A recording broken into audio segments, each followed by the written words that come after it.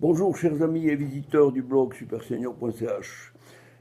Je vais vous parler rapidement d'un de mes deux pays, c'est la Suisse. Et pour la Suisse, nous avons un cas précis, c'est que depuis dimanche passé, les élections fédérales ont provoqué quelques turbulences au pays des bisounours. Et là, un de nos conseillers fédéraux, un homme très estimé, qui s'appelle Cassis, fait virer les gens, fait virer la gauche et la fait rêver, parce qu'ils aimeraient avoir un cassis rouge au lieu d'avoir un cassis roux plutôt vert, ou plutôt de droite, même un bon cassis, un cassis. Eh bien, ce monsieur qui est au Conseil fédéral est le chef du département des affaires étrangères, c'est-à-dire le ministre des Affaires étrangères. Ce qui me fait bondir, c'est un article dans Le Matin Dimanche aujourd'hui, où l'on dit le cas Cassis, M. Cassis pourrait devoir son salut lors des prochaines réélections au Conseil fédéral début décembre, pourrait devoir son salut à son origine avance le dimanche matin, car le sortir signifierait le pousser hors du Conseil fédéral et en chasser la minorité italienne. Bon, on dit ceci. La Neue Zürcher Zeitung dit car le Tessinois, qui est à la tête des affaires étrangères, s'est discrédité à Bruxelles et a perdu la confiance des partenaires sociaux à Berne, avance l'hebdomadaire zurichois, la Neue Zürcher Zeitung. Oh mon Dieu, cher NZZ, s'il fallait plaire à Zurich afin d'être digne de siéger au Conseil fédéral, avouez que ce serait vraiment une soumission que nous ne désirons pas du tout. Monsieur Cassis gêne, je vais vous dire pourquoi. C'est parce qu'il a mis le doigt sur une des plaies de l'ONU.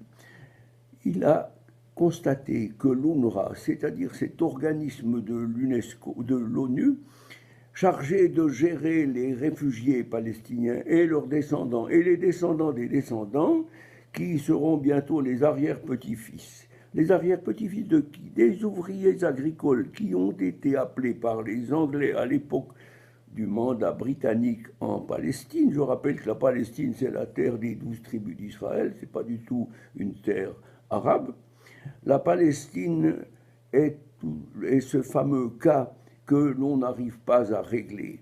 Eh bien, ces Palestiniens, ces réfugiés palestiniens qui sont dans les camps de l'UNRWA coûtent un poignon de dingue. Et c'est M. Cassis qui a dit qu'il fallait intégrer ces gens dans les pays arabes avoisinants, comme l'ont été les Allemands de l'Est lorsqu'ils ont perdu la Prusse orientale avec Königsberg et la Silésie avec Breslau. Bref, pourquoi ferait-on une exception pour ce cas de l'UNRWA? Eh bien, ce n'est pas du tout justifié. M. Cassis a su mettre le doigt sur la plaie et cela gêne la bien-pensance. Voilà pourquoi j'ai voulu parler rapidement aujourd'hui de ce cas. Alors, M. Cassis gênant forcément au Conseil fédéral tous ceux qui aiment être soumis à Bruxelles, il faudrait chasser M. Cassis pour mettre un vert. Et un vert rouge, c'est-à-dire quelqu'un qui ferait basculer la majorité de centre-droit actuelle en une majorité de centre-gauche. Eh bien, chers amis, c'est ce que nous, en général, nous, je dis nous, la majorité du peuple suisse est de centre-droit. Nous ne voulons pas une mainmise de la gauche et une mainmise de Bruxelles sur nos institutions et sur nos décisions.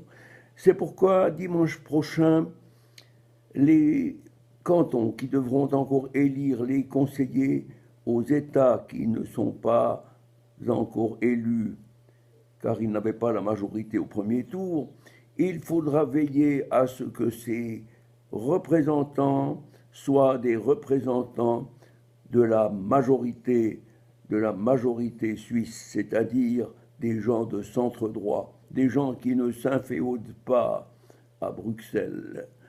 Voilà, chers amis, ce que je voulais dire. Je vous souhaite encore un bon dimanche et j'espère que M. Cassis et sa minorité italophone seront